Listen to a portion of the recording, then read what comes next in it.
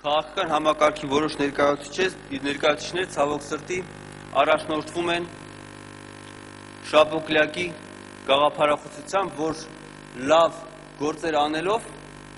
մարդկանց լավություն անելով հայտնի չես լինի։ Եվ իսկապես ցավոք սրտի Հայաստանում վատ գործեր անողները ավելի մեծ համբավ ունեն, քան նրանք, ովքեր փորձում են ինչ-որ մի լավ բան անել։ Իսկ նրանք, ովքեր փորձում են ինչ-որ մի դրական լիցք հաղորդել քաղաքական կամ տնտեսական գործընթացներին, մեղադրվում են պոպուլիզմի մեջ։ Եվ հենց այդ սկզբունքն է հավանաբար առաջնորդում կառավարությանը,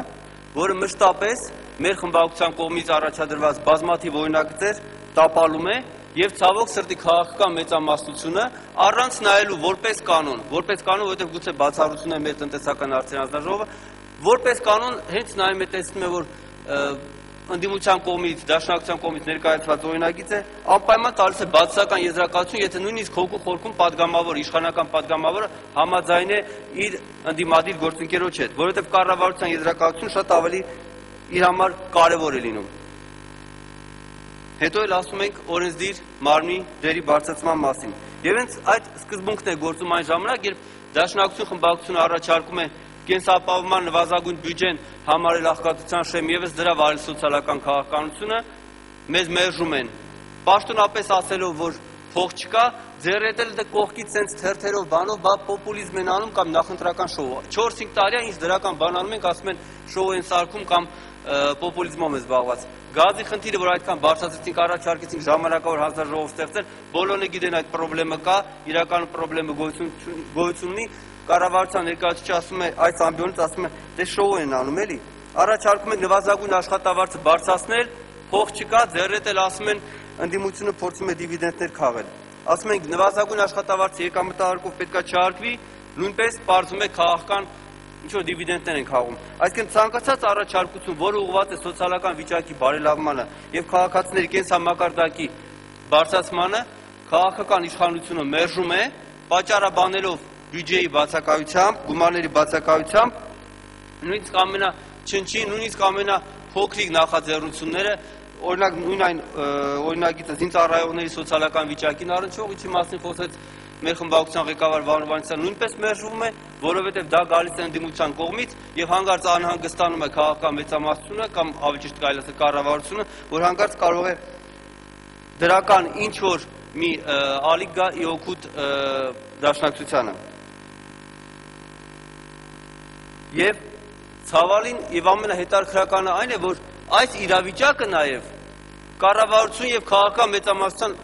հարաբերությունների մեջ է։ Մեր գործընկերները քաղաքական մեծամասնությունից 2 տարի առաջ առաջարկում են այսպիսի օրինագիծ։ Կառավարությունը այս ժամանակ դեմ էր տարբեր պատճառներով եւ հիմա անպայման ինքն է ուզում բերել։ Այսինքն նույնիսկ քաղաքական մեծամասնության մեջ մարդիկ իրար մեջ են բաժանում դիվիդենդները եւ կառավարությունը ուզում էր ընտրություններից առաջ անպայման է դիվիդենդը գար իրան։ Ինչի հանկարծ գա խորհրդարանի ինչ որ խմբակցությանը, եթե նույնիսկ այդ խորհրդարանական խմբակցությունները կամ պատգամավորները նրանք են, ովքեր կողմ են քվեարկում կառավարության օրինագծին։ Այսպիսի կներեք ոչ բարոյական մթնոլորտում իրար չվստահելու կամ իրարից ինչ որ բաներ փախցնելու մթնոլորտում աշխատելով համոզված եմ մենք հաջողություն չենք ունենա։ Եվ եթե շատ պատգամավորների, որոնք ինչ որ հարցեր են բարձրացնում, որոնք մտահոգում են ժողովրդին, անվանում ենք պոպուլիստ, ապա արդյոք այստեղ պոպուլիզմի հոտ չի փչում։ Արդյոք կառավարությունը նույն պոպուլիզմով զբաղված չէ, երբ մերժում է 2 տարի առաջ այս նախաձեռնությունը, որը գալիս է պատգամավորների կողմից։ Այո, բյուջեն հավաքում են բոլորը, բյուջեն հավաքում են Հայաստանի Հանրապետությունում գործունեություն իրականացնող բոլոր քաղաքացիների կողմից վճարած գումարներով։ Հավաքում է այդ գումարներով եւ այն քաղաքացիները, որոնք ընտրում են իշխանություն, նրանք վստահում են իշխանությանը այդ գումարը ծախսել ի օգուտ բոլորի։ Բայց մենք տեսնում ենք հերթական անգամ, որ քաղաքական մեծամասնությունը, իշխանությունը այդ գումարները ծախսում է յուրովի։ Եվ շատ հաճախ ասում են բերեք օրինակներ, ինչի եք ասում, որ բյուջեն ծառայում է վերարտադրման, ինչի է բյուջեն ծառայում մեր իշխանության ամրապնդմանը։ Ինչի բերենք օրինակ, հենա դուք բերեցիք օրինակ, որով այն տեղական ինքնակառավարման մարմինների ղեկավարները, ովքեր փողերը հավաքել գրված դրել են իրենց գրպանում, ովքեր ամեն ձևի հալածել կամ վախացրել են իրենց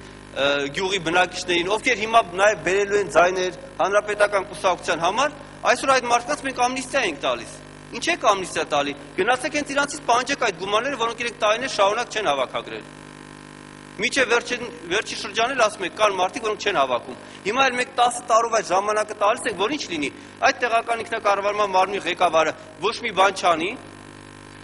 գայ հաջորդը ոչ մի բան չանի, երրորդը գա, երրորդի ժամանակ նոր սկսենք մտածել, որտեղից հավաքենք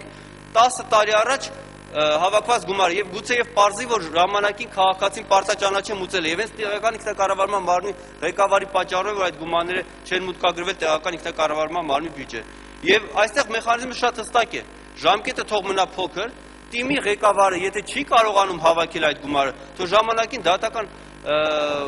դատարան մտնի հայցով գույքարկը կամ հողիարկը բռնագանձելու վերաբերյալ։ Չէ, մենք թողում ենք, որ այդպես մնա, ինքը կարողանա կուտակի պարտքեր, այդ լծակները օգտագործի ընտրությունների ժամանակ, ասի այսքան պարտք ունես, այսքան բան ունես, հիմա տեսեք, մեր սիրելի կառավարությունը կամ մեր կուսակցությունը քեզ գումարներ է զեղչում, քո պարտքը մարելու է այս օրինագծով։ Չասելով, որ այս գումարները կառավարությունը մարելու է այլ քաղաքացիների հաշվին, ովքեր ժամանակին վճարել են։ Այսինքն պարտաճանաչ քաղաքացիների հաշվին գնվելու են ոչ պարտաճանաչ քաղաքացիների ձայները եւ պետական բյուջեն օգտագործվելու է իշխանության վերարտադրության համար։ Հիմա եթե այդքան մենք մտահոգ ենք այս վիճակով, ինչ են կանգ առնում 2008 թվականի վրա։ Համարեք, քանի որ